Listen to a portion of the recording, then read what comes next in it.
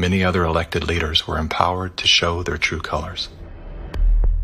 Interesting how they all marched in perfect lockstep while chanting the same slogans. This pandemic has provided an opportunity. Here we are now with an economy in crisis, but with an incredible opportunity. It's certainly a major crisis, but it also offers us a unique opportunity. Unprecedented opportunity to rethink and reset. The great opportunity for reset. Opportunity for us to reset. For a reset.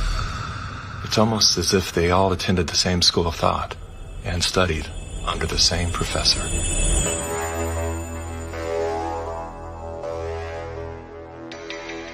Some people would say this revolution is characterized by the fight of robots against human beings. And we will win this fight. Professor Klaus Schwab was born in 1938 in Ravensburg, Germany, where Nazi crimes against humanity were committed.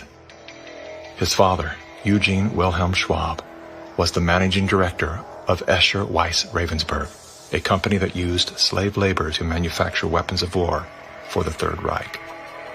While Klaus's father was at the helm, the Nazi Party awarded Escher Weiss Ravensburg the title of National Socialist Model Company. Years later, Klaus Schwab joined the board of directors at Escher Weiss Ravensburg, where he played a key role in the development of South Africa's nuclear weapons program during the darkest years of the racist apartheid regime. Today, Klaus Schwab is the founder and executive chairman of the World Economic Forum. If you'd like to meet the people who are supposed to repair the state of the world, or give a piece of your mind to the bankers who helped get us into this mess, we can tell you where to find a lot of them. The World Economic Forum. Founded in 1971, the World Economic Forum is an international private organization which receives billions of tax-free dollars from its members and their global enterprises. Every year, the WEF brings together its members with world leaders, big pharma executives, tech titans, Hollywood celebrities, media personalities, and internet influencers to meet in the secluded mountains of Davos, Switzerland. It is a tiny town folded into the Swiss Alps, a village where you could bump into Bill Clinton, Bill Gates, the head of Google, and the Queen of Jordan, all in one place. A lot of reporters cover the forum, but few get inside. It turns out there are two Davoses, one you see and one you don't. After hours, there are hundreds of private parties where deals are done. People who can't be seen together in public can meet here. Your Royal Highnesses, Excellencies, distinguished heads of state and government, the future is built by us, by a powerful community as you here in this room. Klaus Schwab, the founder of the WEF, is particularly upfront and even proud of his ability to shape and influence world politics.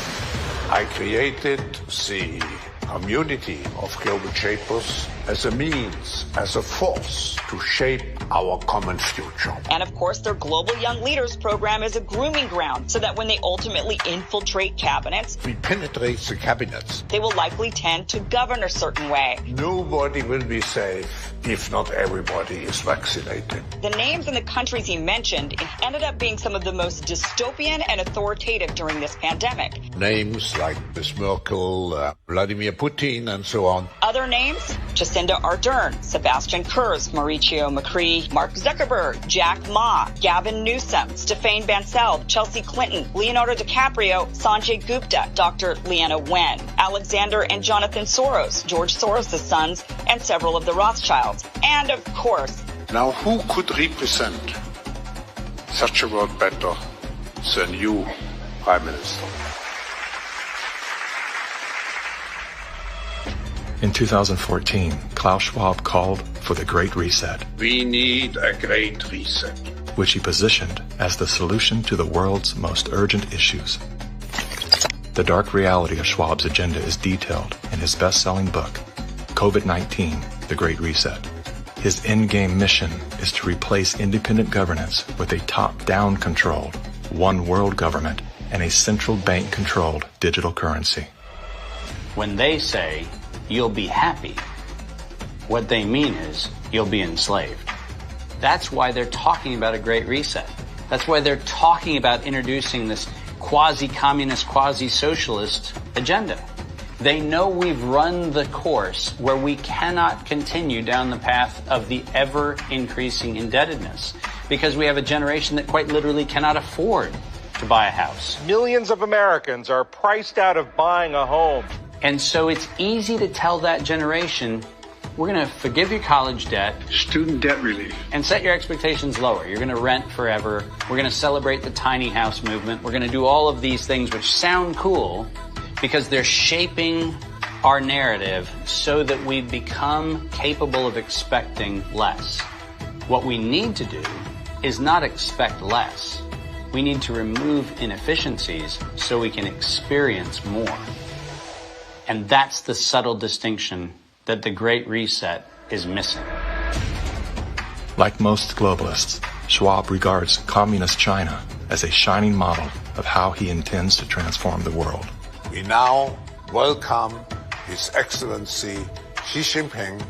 China has made significant economic and social achievements under your leadership. Chinese influence on global affairs is growing. The founder of the World Economic Forum, Klaus Schwab, says that this is what motivated the group this year to invite President Xi Jinping to deliver the keynote address in Davos. Schwab said Xi's presence was a sign of the shift from a unipolar world dominated by the United States to a more multipolar system in which rising powers like China will have a step up and play a bigger role. I think it's a role model for many countries.